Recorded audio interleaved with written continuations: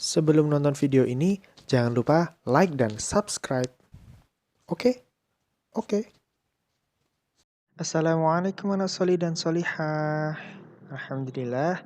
Sebelumnya perkenalkan dulu. Nama Bapak Pak Dika.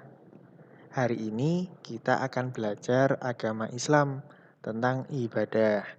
Sebelumnya Bapak mau tanya dulu. Apakah anak-anak pernah atau sering mendengar kata-kata ini? Kebersihan sebagian dari iman. Hadis riwayat Muslim. Pasti pernah dong, di dekat rumah pasti ada. Nah, Rasulullah Shallallahu Alaihi Wasallam telah memerintahkan kepada kita untuk selalu menjaga kebersihan diri. Ya, hari ini kita akan belajar tentang bersuci dari hadas besar. Apa itu hadas? Sebelum tahu tentang hadas, kita belajar dulu tentang toharoh. Apa itu toharoh? Toharoh adalah bersuci atau membebaskan diri dari kotoran atau najis. Hadas adalah keadaan tidak suci atau keadaan kotor atau najis dan menyebabkan dirinya terhalang untuk beribadah sehingga harus bersuci dahulu. Hadas dibagi menjadi dua. Yang pertama, hadas kecil. Yang kedua, hadas besar.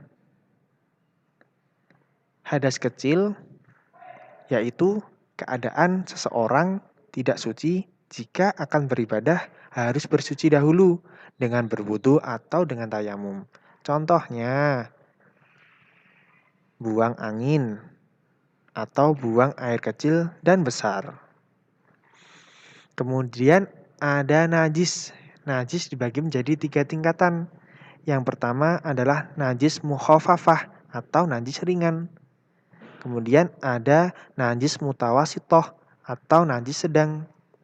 Kemudian ada najis mughaladoh atau najis berat. Najis mukhafafah atau najis ringan yaitu khusus untuk kencing bayi laki-laki yang belum makan selain minum ASI.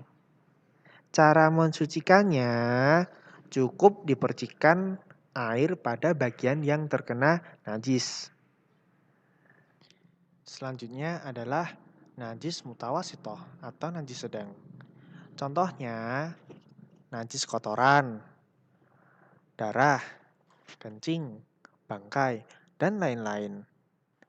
Cara mensucikannya cukup dihilangkan najisnya dulu, kemudian dicuci dengan air. Contohnya, seperti ketika baju kita terkena kotoran cicak misal. Kotorannya kita bersihkan dulu, kemudian bekasnya, baunya kita cuci pakai sabun biar wangi. Nah, itu cukup untuk membersihkan najis sedang. Kemudian ada najis mughaladoh atau najis berat. Najis berat adalah najis yang disebabkan oleh air liur anjing. Cara mensucikannya bagaimana? Dengan dibasuh 7 kali dengan air dan tanah atau debu. Nah, buat anak-anak yang di rumahnya, di sekitar rumahnya ada anjing, yang sering main anjing, hati-hati. Cara membersihkannya itu merupakan najis mughaladoh atau najis berat. Jangan sampai setelah kita bermain atau berinteraksi dengan hewan, kita lupa untuk bersuci. Kemudian ada hadas besar. Hadas besar yaitu keadaan seseorang tidak suci. Jika akan beribadah harus mandi wajib dulu. Contohnya, haid atau menstruasi atau datang bulan. Ini untuk anak perempuan ya. Kemudian ada mimpi basah atau keluar air mani. Nah, ini untuk laki-laki. Kemudian ada nifas. Nifas adalah darah setelah melahirkan. Nah, kalau anak-anak pernah haid atau pernah mimpi basah, jangan lupa mandi wajib ya. Bagaimana sih mandi wajib yang benar? Nah, sekarang kita akan belajar tentang bagaimana cara mandi wajib. Yang pertama, membaca niat dengan membaca Bismillahirrohmanirrohim. Karena niat merupakan pembeda antara mandi biasa dengan mandi wajib.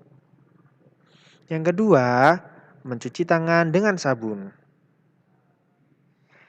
Yang ketiga, membersihkan tempat keluarnya hadas. Jangan lupa pakai sabun. Yang keempat, berwudu kecuali membasuh kaki. Berwudu seperti kita hendak sholat, namun dibedakan tidak perlu mencuci kaki dulu.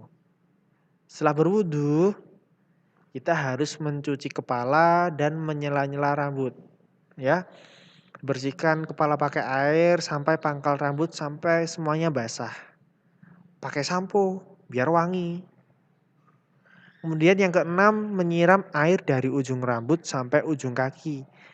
Jangan lupa dimulai dari kanan ya. Dan jangan lupa juga pakai sabun. Yang ketujuh dan yang terakhir adalah membasuh kaki.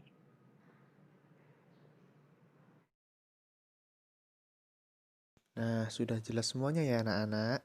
Semoga dapat diamalkan. Dan jangan lupa selalu jaga kebersihan diri.